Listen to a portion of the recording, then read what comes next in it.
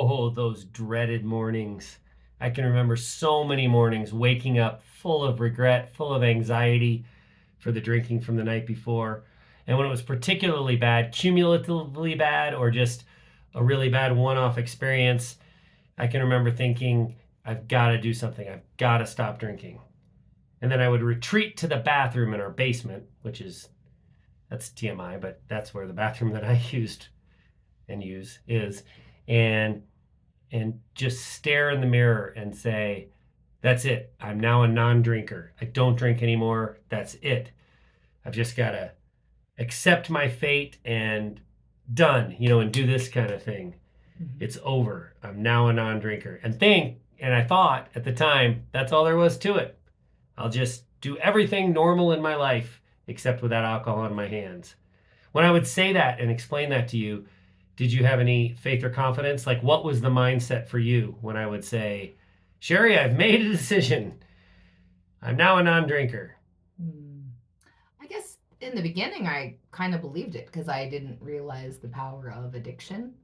I thought it was something that was a choice.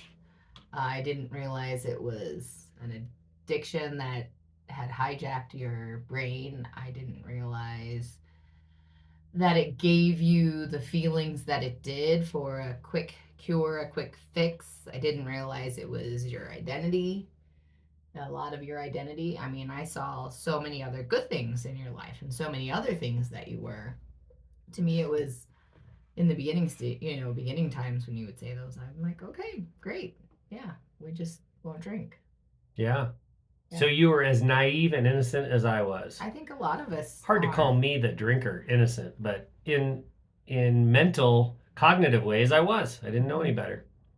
And then there were periods when I would try to be sober and I would just fake it. Like I would avoid social events and occasions, which, by the way, we strongly recommend for the first year of sobriety. But if I did have to go to social events, I would just try anything I could. I remember I would order soda water with a lime and I would kind of whisper it to the bartender so nobody could hear what it was. And I'd ask for it in a little nine Glass, ounce not a. rocks glass with a lime wedge, and then everyone would think it was a gin and tonic. Mm-hmm. Or I remember a particular occasion when our next door neighbors had a barbecue kind of party thing, and they had plenty of beer for everybody, but I kept sneaking back to our house to pour a non-alcoholic beer in my cup so that it would look like I was really drinking. So Mm-hmm. I was so ashamed of who I was, even as a sober person, that I just had to fake it. And then you'll never forget this one. I decided at one point that I was going to become a non alcoholic beer connoisseur. I was going to elevate sobriety to some esteemable class thing. And in fact, dragged the whole family around town one Sunday. Wasn't it like Mother's Day or something? Yes. It was Mother's Day? Oh, Yes. I knew there was a tie in. I knew there was a reason it was extra special. Extra special. Dragged you guys all around town looking for anything other than O'Doul's, the St. Pauli girl version. Coors had a version. Now there are hundreds of Mm-hmm. really, I think, somewhat tasty non-alcoholic beer Mm-hmm. choices, but at the time there were not. But I was going to become the expert on these four choices that existed. Yeah. Yeah. Just couldn't come to grips with the fact that sobriety was an esteemable characteristic in and of itself. I had to have some identity tie into that because I thought sobriety was the solution in and of itself. And just by staring in the mirror and convincing myself I didn't drink anymore, that I would somehow solve all of our problems. Do you want to say anything about that Mother's Day when I dragged everyone around town looking for all the fancy non alcoholic beers? Yeah. Well, since we do live in Colorado, Mother's Day is hit and miss. We've had snow Oh, and yeah. rain. So it was a particularly nice weather day, and you're like, we're just going to do these errands. And I'm like, oh, so keep the kids locked in the car all afternoon after we had gone out for my Mother's Day lunch. Yeah. Yeah. Yeah. Like, and with you, with anything, you think it's going to be quick, and then it ends up taking a lot longer. So. Well, and with me, like with anything, it's a fixation. Yeah, you couldn't be. Becomes So we were compulsive. searching for other liquor stores. So yeah, it was a particularly charming time that you decided to, and maybe it was some sort of way that you could like impress upon me that you were going to do this because you were turning your life from alcoholic beers to non-alcoholic beers. I would like to say that there You was became some. obsessive about finding it. Yeah, I would like to say that I was trying to influence you and make you proud of me, but really I was just locked in on this is how I'm going to get Purely through selfish, sobriety. yeah. Purely selfish. Purely selfish. Like almost everything in my life. Okay. Yeah. Well, sobriety doesn't fix anything. We are firm believers of that, but sobriety is absolutely a prerequisite. Now we understand what recovery is. Recovery is growth, it's curiosity, it's being wide open to all the human experiences. It is being vulnerable. It is riding the waves of the emotions.